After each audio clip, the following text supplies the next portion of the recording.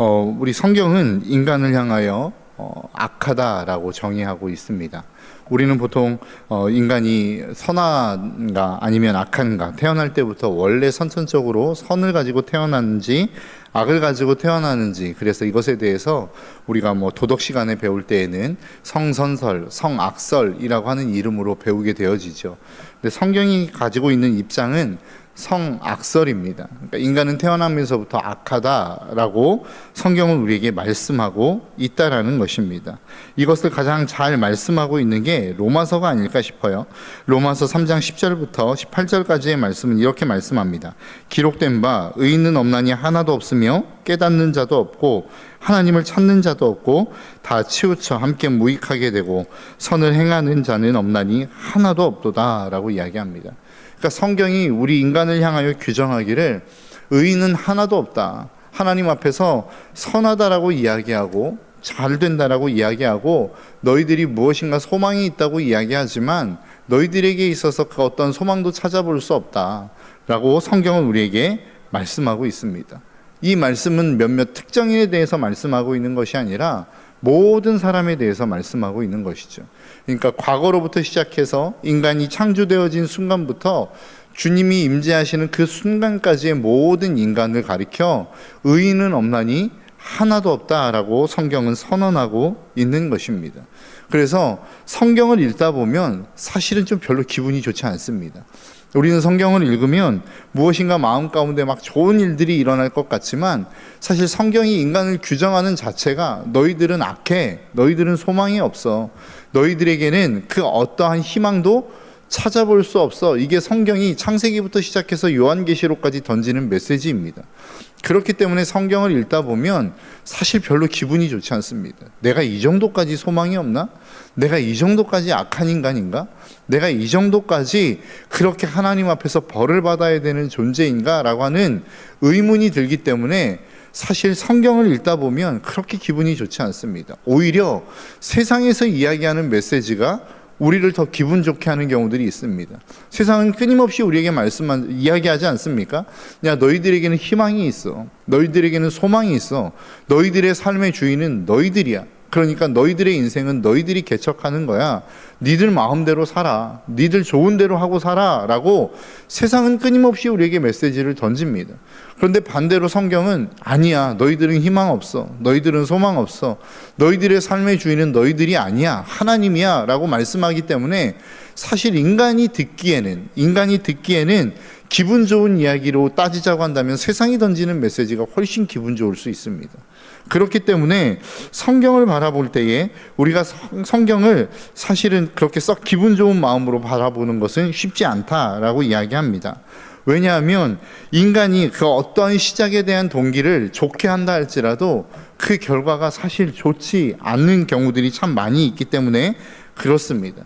좋은 의도로 시작했지만 결국은 그 마지막을 놓고 보면 악한 길을 향하여 가는 경향들이 참 많이 보이기 때문에 그렇다라는 것이죠. 오늘 본문에 말씀하고 있는 어찌 보면 이스라엘 왕들이 그러한 모습이 아닐까 싶습니다. 오늘 본문에 등장하는 이스라엘 왕은 3명입니다. 부가히야, 그리고 베가, 그리고 호세아, 이 3명의 인물이 등장하는데 이 3명의 인물은 다 반역을 통해서 왕이 된 사람들입니다. 여러분, 반역을 왜 일으키죠? 어떻게 보면 그 반역을 일으키는 이유는 자기가 권력을 가져서 자기의 힘을 과시하거나 아니면 자기가 원하는 것들을 하기 위해서 반역을 하기도 합니다. 그런데 여러분, 반역을 할 때에 보통 우리가 쿠데타라고 이야기하지 않습니까? 쿠데타를 일으킬 때에 그 쿠데타에는 반드시 필요한 게 있는데 그게 바로 어떠한 목적이라는 것입니다. 내가 이 쿠데타를 일으킬 수밖에 없는 어떠한 분명한 목적이 있기 때문에 나는 이 반란을 일으키는 거야. 그래야만 민심을 얻을 수 있고 그 반란이 정당화될 수 있기 때문에 그렇습니다. 근데 대부분 쿠데타를 일으키는 사람들의 이야기를 들어보면 지금의 정권은 썩었다는 겁니다. 지금의 정권은 잘못되었다라는 겁니다. 너희들에게 지금 고통만을 가중시킨다라는 겁니다. 그러니까 내가 이 반란을 통해서 정권을 잡으면 너희들에게 새로운 세상을 열어줄게 라고 이야기하는 것이 보통은 반란을 일으키는 사람들의 의도요, 목적이라는 것이죠. 오늘 본문도 그 의도와 목적이 분명할 수 있는 어떤 근거를 제시합니다. 오늘 본문 24절입니다.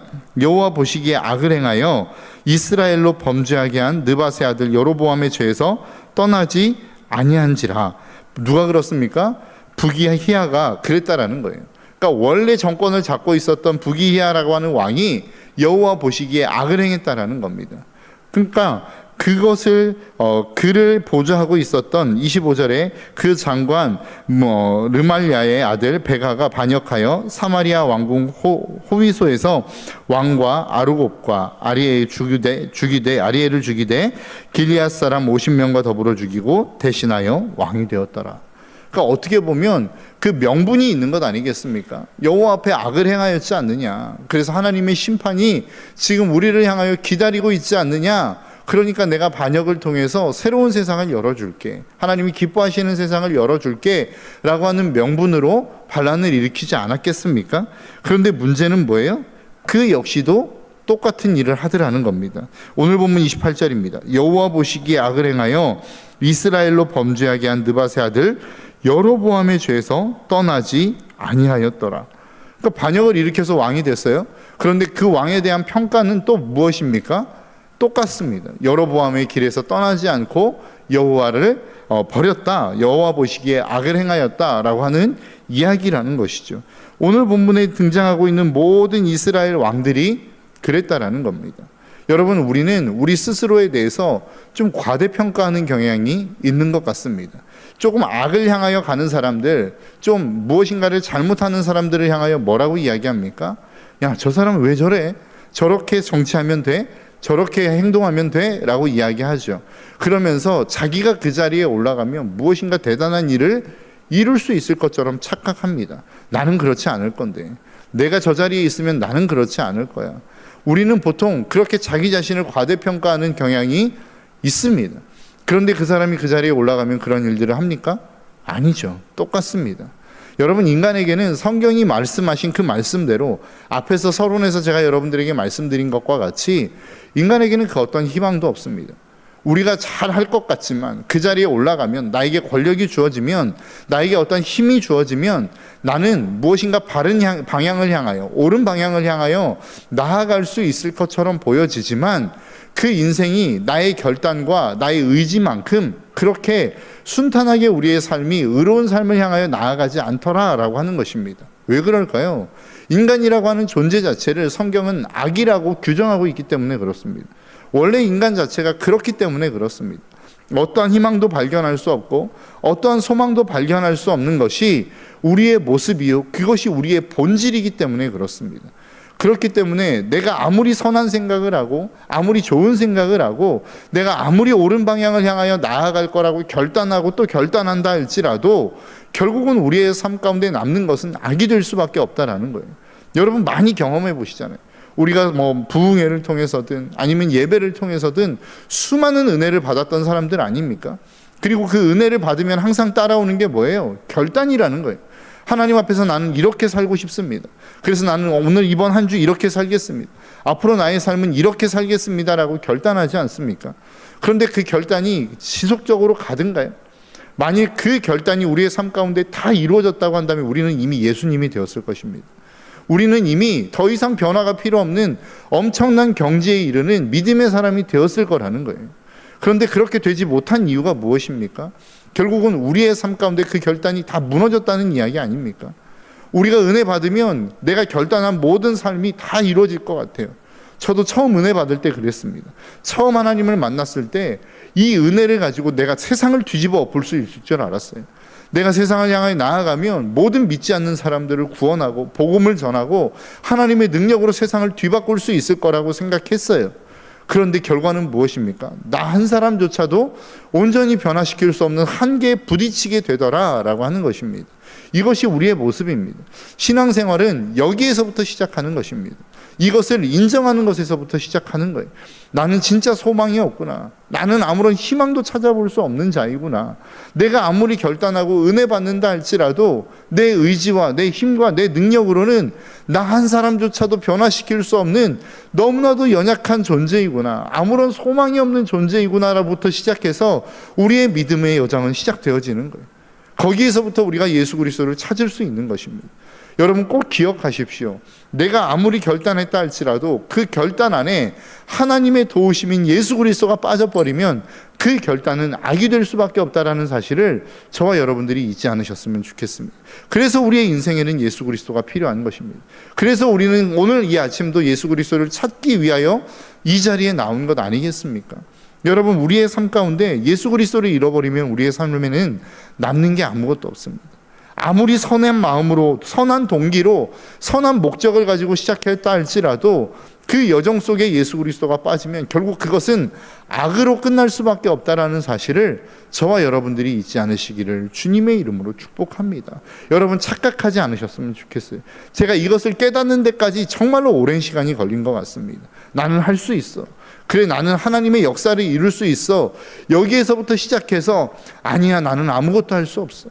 내가 예수 그리스도가 아니면은 나에게는 아무런 소망이 없어. 이것을 인정하며 깨닫는 데까지 참 힘든 여정이더라고요. 내 연약함을 봐야 되고, 내 부족함을 봐야 되고, 내가 그렇게 형편없는 인생이라고 하는 것을 인정하는 것까지 참 쉽지 않은 여정이더라는 것입니다. 그럼에도 불구하고 이게 인정이 되어야 그 다음 예수 그리스도를 붙드는 다음의 단계로 나아갈 수 있음을 저와 여러분들이 잊지 않으셨으면 좋겠어요. 여러분, 우리가 힘들고 어렵더라도 내가 희망 없는 존재라고 하는 것을 인정하셔야 됩니다. 내가 그 어떠한 소망도 가질 수 없는 존재라고 하는 것을, 나는 무엇을 하더라도 내 인생의 가운데서는, 내 삶 가운데서는 악밖에 없다라고 하는 사실을 인정해야만 그 다음 예수 그리스도를 붙드는 단계로 나아갈 수 있음을 기억하시고 그 하나님을 바라볼 수 있는 저와 여러분들의 삶이 되시기를 주님의 이름으로 축복합니다. 이러한 이스라엘의 악한 왕들을 대비하여 오늘 본문에 요담이라고 하는 왕이 등장합니다. 그 요담을 보니까 그 요담에 대한 평가를 이렇게 합니다. 오늘 본문 34절입니다. 요담이 그 아버지 우시아의 모든 행위대로 여호와께서 보시기에 정직히 행하였으나 라고 이야기해요. 그 요담이 하나님 앞에서 정직히 행하였다라고 성경은 말씀하고 있습니다. 그리고 그것을 뒷받침하는 내용이 무엇이냐면 오늘 본문 35절입니다. 오직 산당을 제거하지 아니하였으므로 백성이 여전히 그 산당에서 제사를 드리며 분향하였더라. 요담이 여호와의 성전의 윗문을 건축하니라. 그러니까 요담에게는 어떤 마음이 있었냐면 성전을 다시 한번 재건하고 성전을 건축하고자 하는 마음이 있었던 것 같아요. 그래서 무너진 그 성전의 윗문을 건축했다라고 성경은 말씀하고 있습니다. 우리의 삶 가운데, 우리의 마음 가운데 이러한 소망이 다시 한번 불릴 듯 일어날 수 있기를 간절히 소망합니다. 내 삶에 무너진 영역이 없는지, 내 삶 가운데 무너진 성전의 모습은 없는지 이것들을 좀 한번 생각해 볼 수 있는 귀한 시간이 될 수 있었으면 좋겠습니다. 그래서 그 무너진 부분이 있다면 다시 한번 그 무너진 부분들을 세우기 위하여 몸부림치며 나아가는 저와 여러분들의 삶이 될 수 있기를 주님의 이름으로 축복합니다. 우리의 삶 가운데 성전이 회복되어야 됩니다. 하나님이 거하시는 그곳이 수리되고 회복되어야 됩니다. 그래서 그 하나님이 우리의 삶을 다스리시고 통치하는 인생이 되어야만 비로소 우리의 삶에는 희망을 노래할 수 있습니다. 비로소 그때에 비로소 우리는 소망을 이야기할 수 있는 것입니다. 예수가 빠진 희망, 예수가 빠진 소망은 정말로 공허함에 지날 수밖에 없다라는 사실을 저와 여러분들이 잊지 않으시기를 바라요. 어떠한 한 연예인이 그런 이야기를 하더라고요. 여러분들의 인생 가운데 많은 사람들이 그런 이야기를 한다는 거예요. 힘내십시오. 괜찮습니다. 앞으로는 좋은 일들이 일어날 것입니다. 그런데 그 이야기가 여러분들의 인생 가운데 무슨 도움이 되냐는 거예요. 여러분, 우리가 많은 위로를 받지 않습니까? 힘들고 어려울 때마다 많은 사람들이 우리의 삶 가운데 위로합니다. 괜찮습니다. 좋은 일이 일어날 겁니다. 여러분들의 삶 가운데는 앞으로 꽃길만 걸을 겁니다. 이런 이야기들을 한다는 거예요. 그런데 실질적으로 그 이야기가 우리의 삶 가운데 무슨 도움이 되냐는 거예요. 그 이야기를 들으면서 참 많이 공감이 되었던 것 같아요. 힘내라고 하는 이야기는 참 많이 하지만 실질적으로 힘을 줄 수 있는 능력이 우리 가운데 있습니까? 꽃길만 걷게 할 수 있는 능력이 그 말에, 그 힘에 우리가 그 힘을 가지고 있느냐는 거예요. 없어요. 그 힘을 가지신 분은 오직 예수 그리스도 한 분이라는 거예요. 그래서 그 예수 그리스도가 우리의 인생 가운데 올 때에만 비로소 우리는 힘이 날 수 있는 것이고, 그 예수 그리스도가 우리의 삶 가운데 올 때에만 비로소 우리는 그 자리에서 일어날 수 있는 삶을 살아간다는 거예요. 그래서 우리의 삶 가운데 필요한 게 무엇입니까? 성전을 회복하는 거예요. 예수 그리스도가 내 안에 계셔서, 내 안에 오셔서 내 삶을 마음껏 움직이실 수 있는, 내 몸이 성전이 될 수 있도록 준비하는 그 작업이 우리의 삶 가운데 필요하다라는 겁니다. 요담이 지금 그 작업을 하는 것 아닙니까? 성전이 무너졌어요. 성문이 무너졌어요. 그래서 그 성문을 지금 다시 건축하며 재건하는 일들을 요담이 하고 있는 것 아니더냐라고 하는 거예요. 우리의 삶에도 분명하게 이러한 모습이 필요합니다. 내 삶 가운데 주인된 예수 그리스도, 그분의 자리가 무너져 버린 부분은 없는지 날마다 우리의 삶에 점검할 수 있는 모습이 필요합니다.